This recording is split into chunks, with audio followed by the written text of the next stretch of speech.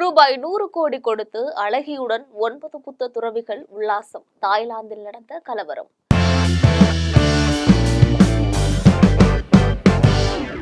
அழகி ஒருவருடன் 100 கோடி ரூபாய் கொடுத்து 9 துறவிகள் பல ஆண்டுகளாக உல்லாசமாக இருந்த விவகாரம் தாய்லாந்தில் மிகப்பெரிய கலவரத்தை ஏற்படுத்தியுள்ளது.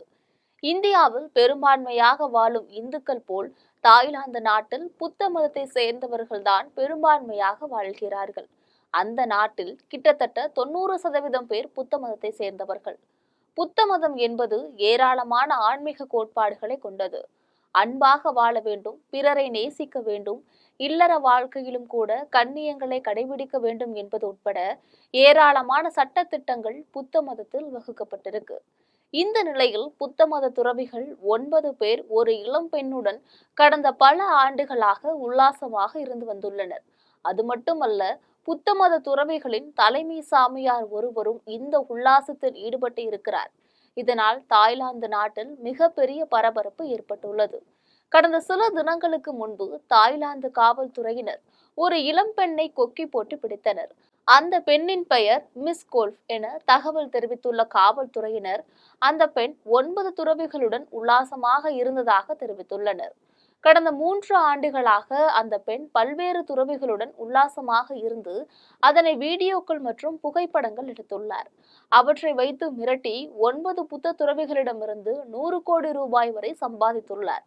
இந்த பணத்தை வைத்து ஆன்லைன் சூதாட்டத்திலும் அவர் ஈடுபட்டுள்ளார். காவல்துறையினர் அவரது வீட்டை சோதனையிட்ட போது 80,000க்கும் மேற்பட்ட வீடியோக்கள் மற்றும் புகைப்படங்களை கைப்பற்றியுள்ளனர். மிஸ் கோல்ஃப் என்ற அந்த பெண் பயன்படுத்திய கைபேசிகளையும் கைப்பற்றியுள்ளனர்.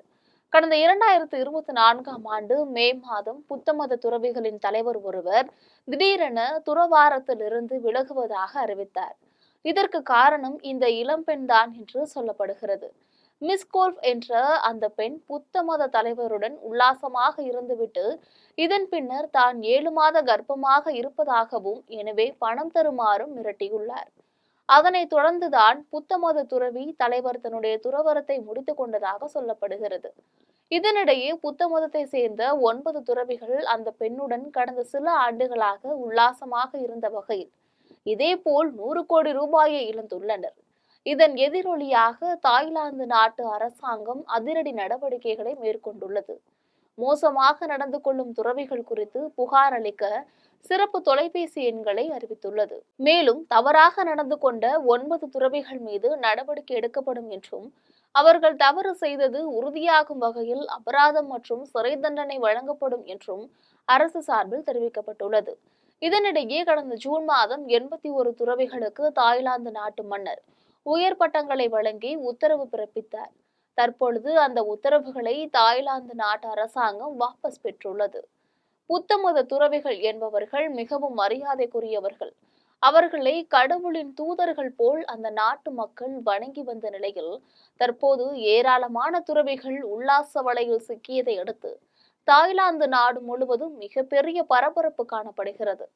கடந்த 3 ஆண்டுகளில் இந்த துறவிகள் ஆடம்பர ஹோட்டல்களில் தங்கி அங்கு அந்த இளம் பெண்ணை வரவழைத்து உல்லாசமாக இருந்துள்ளனர். இது மட்டுமல்லாமல் அந்த துறவிகள் போதைப் பொருள் பயன்படுத்தினார்களோ என்கின்ற ரீதியிலும் விசாரணை நடைபெற்று வருகிறது. தற்பொழுது அந்த இளம்பெண் கொடுத்த தகவலின் அடிப்படையில் 9 துறவிகளுக்கு அங்குள்ள காவல்துறையினர் வலை வீசியுள்ளனர். இந்த துறவிகள் காவல்துறை கையில் சிக்கும் போது மேலும் பரபரப்பான தகவல்கள் வெளிவரும் என எதிர்பார்க்கப்படுகிறது.